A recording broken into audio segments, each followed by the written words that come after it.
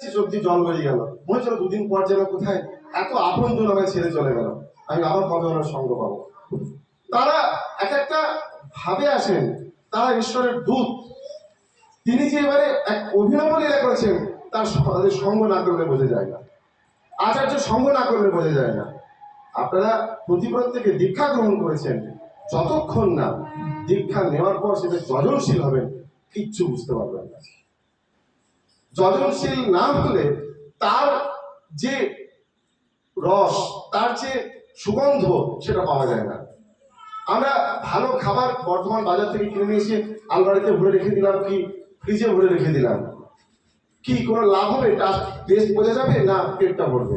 যতক্ষণ না সেটা আমি খাবো বা যতক্ষণ না সেটা আমি ভিতরে গিয়ে সেটা অনুভব, কিচ্ছু বোঝা যাবে না।